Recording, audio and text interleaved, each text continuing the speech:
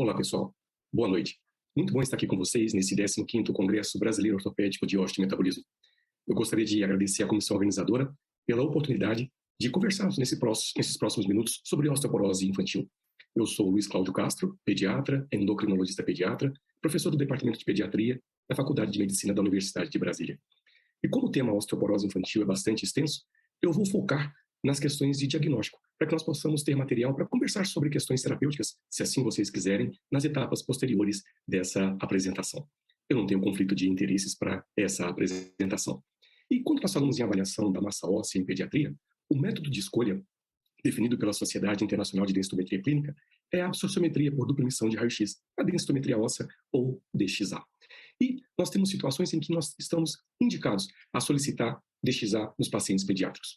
Uma delas são aquelas condições médicas ou uso de terapias potencialmente associados a uma baixa massa óssea, e quando o resultado do DXA influencia no manejo do paciente.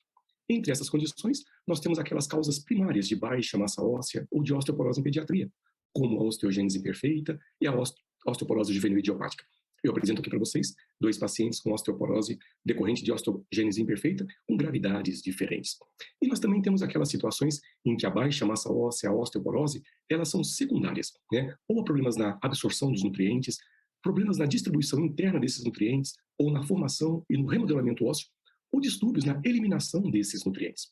Como exemplos, nós temos as causas endócrino-metabólicas, gastrointestinais, distúrbios dos demais órgãos e sistemas, como as colagenoses, nefropatias, doenças hematológicas e uso de medicamentos, que podem também interferir no processo de absorção, distribuição e eliminação dos nutrientes, e cada um deles com a sua fisiopatologia própria.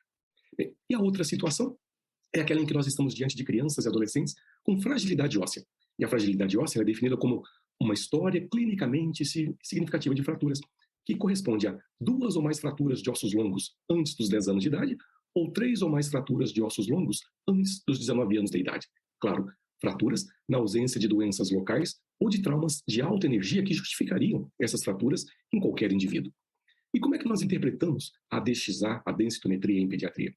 A maior parte dos médicos está acostumada na interpretação de valores de adultos, em que se usa o score-T, quando nós comparamos a massa óssea do indivíduo com a média da massa óssea de um grupo de indivíduos no pico de massa óssea, entre 20 e 25 anos.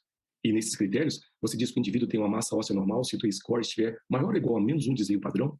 Ele tem osteopenia se o T-score estiver entre -1 e -2,5. E ele tem osteoporose se o T-score estiver abaixo de -2,5 desvios padrão. Mas isso é voltado para mulheres na pós-menopausa e homens após os 50 anos. No caso de crianças, adolescentes, homens com menos de 50 anos e mulheres na pré-menopausa, nós utilizamos o score-Z. O score-Z ele é definido da seguinte maneira: a massa óssea é dita de normal se o Z-score ele for maior do que -2 desvios padrão. E eu tenho uma massa óssea baixa se esse Z-score for menor ou igual a -2 desvios padrão. E o Z-score é quando você compara a massa óssea do indivíduo com a média da massa óssea de um grupo da mesma idade e do mesmo sexo. E em pediatria vocês viram então que nós não temos osteoporose densitométrica, mas existe osteoporose. Só que a osteoporose em crianças e adolescentes ela é um diagnóstico clínico e imaginológico. Ele não é feito apenas com critério densitométrico. E para esse diagnóstico de osteoporose em pediatria, nós precisamos de ter um exame de densitometria que mostre uma baixa densidade mineral óssea, um Z-score menor ou igual a -2 desvios padrão, e a presença de uma história clinicamente significativa de fraturas, ou seja, 2 ou mais fraturas de ossos longos antes dos 10 anos de idade, ou 3 ou mais fraturas antes dos 19 anos de idade. Mas nós temos uma situação delicada aqui, uma particularidade. A presença de uma ou mais fraturas vertebrais de compressão, como essa que eu mostro aqui para vocês, na ausência de doença local ou de trauma de alta energia, ela é indicativa de osteoporose, independente do valor do score-Z. Isso porque a fratura vertebral de compressão, ela sinaliza uma intensa fragilidade óssea e nos permite, então, indicar osteoporose no diagnóstico daquele indivíduo. Em relação aos sítios de avaliação, nós também temos diferenças em relação ao que é feito em indivíduos adultos. Em crianças e adolescentes, nós avaliamos a coluna lombar, de L1 a L4, que ela é predominantemente de osso trabecular, e o corpo total menos a cabeça, que ele reflete principalmente o osso cortical. E nós retiramos a cabeça da nossa avaliação, vejam que nós temos uma linha horizontal em que você retira a avaliação da cabeça, porque os ossos do crânio, eles têm uma fisiologia diferente. Vejam que em crianças menores, o crânio ele representa uma proporção importante do esqueleto. Em idades mais novas, do recém-nascido e dos primeiros anos de vida, ele responde por 1/4 do tamanho do corpo da pessoa, e no adulto a 1/8. E a mineralização dos ossos do crânio, ela não é responsiva à atividade física ou a estímulos ambientais, como os ossos dos demais sítios do organismo. Além disso, a gente também, até algum tempo atrás, não utilizava o fêmur proximal na avaliação da densitometria de crianças e adolescentes, por ele ser entendido como um sítio pouco reprodutivo na fase de crescimento. Vejam que o quadril e o colo de fêmur, eles mudam de anatomia ao longo da fase de crescimento. E na densitometria, eu comparo geometria com geometria. Então, ele não era recomendado. Mas isso mudou nessa última diretriz de 2019 da Sociedade Internacional de Densitometria Clínica.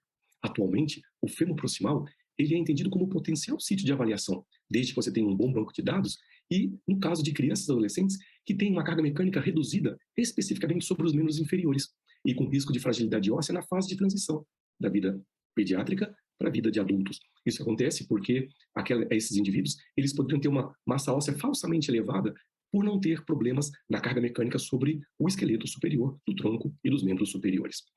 E nós temos algumas premissas e particularidades na hora de solicitar densitometria óssea em crianças e adolescentes. Em relação ao critério etário, nós devemos solicitar após os 5 anos de idade, porque a maior parte dos aparelhos disponíveis, eles têm bancos de dados com referência após essa faixa etária. Nós temos alguns bancos de dados mais recentes com dados a respeito de pacientes de 3 anos em diante, mas isso ainda é uma minoria dos aparelhos que nós temos disponível no nosso país.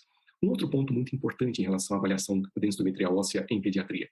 Nós devemos lembrar que a densidade que nós estamos avaliando não é volumétrica, ela é areal. A densidade física é massa sobre volume. Nesse caso, é massa sobre área. E eu mostro para vocês a importância desse conhecimento na interpretação nesse slide. Veja que nós temos aqui 2 vértebras com densidades volumétricas idênticas, 2 gramas por centímetro cúbico. Mas quando elas são rebatidas no plano, elas mostram áreas diferentes. Essa menor, a área projetada é de 1 centímetro quadrado, enquanto a vértebra maior projeta uma área de 4 centímetros quadrados. E quando a gente faz a avaliação da densidade areal, vejam que a vértebra menor ela tem uma densidade de 4 gramas por centímetro quadrado e a vértebra maior de 6 gramas por centímetro quadrado. Então nós temos uma densidade areal falsamente diminuída na vértebra menor e falsamente aumentada na vértebra maior. A mensagem aqui é que a densidade mineral areal depende do tamanho do osso. E nós devemos levar isso em conta na hora de fazer a avaliação, principalmente naqueles indivíduos com extremos de estatura, crianças e adolescentes muito baixos ou muito altos. E como é que a gente faz o ajuste dessa densidade mineral óssea areal para o tamanho do osso para que a avaliação ela seja mais adequada? Vejam que nós temos aqui, então, no caso de ossos pequenos, uma densidade falsamente diminuída. No caso de crianças e adolescentes altos, falsamente elevada. E quando a gente faz a correção pela idade e estatura, eu supercorrijo o osso pequeno e infracorrijo o osso muito grande. Não é uma boa maneira de ajustar. Quando eu faço a avaliação pelo conteúdo mineral ósseo ajustado para a estatura, eu também faço uma hipercorreção do osso pequeno e uma infracorreção do osso muito grande. E a melhor maneira de nós fazermos essa correção é, então, ajustar a densidade mineral óssea areal para o Z-score de estatura do paciente. E quando nós fazemos esse ajuste, vejam que o osso pequeno, o osso médio e o osso alto, o osso maior, eles ficam muito bem ajustados. Então, o que nós pedimos é que o ajuste seja feito pelo Z-score de estatura do paciente. E eu dou um exemplo para vocês aqui. Essa menina, ela chega para a gente aos 11 anos e 3 meses, com síndrome nefrótica, uso de glicorticoide, e ela apresentou 3 fraturas nos últimos 2 anos. Então, ela tem uma história clinicamente significativa de fraturas. Ela mede 1,25 m. E a densitometria mostrou, na coluna lombar, menos 2,7 desvios padrão. Ou seja, baixa massa óssea e história clinicamente significativa de fraturas. Diagnóstico, osteoporose. Mas 1,25 m é muito baixo para uma criança de 11 anos e 3 meses. Na verdade, ela tem a altura de uma criança de 7 anos e meio. E o Z-score de estatura dela é menos 2,85. E aí, nessa situação, nós pedimos para o aparelho fazer essa correção ou nós podemos utilizar alguns aplicativos que nos ajudam a fazer essa correção. E quando nós fazemos, olha a mudança de perspectiva.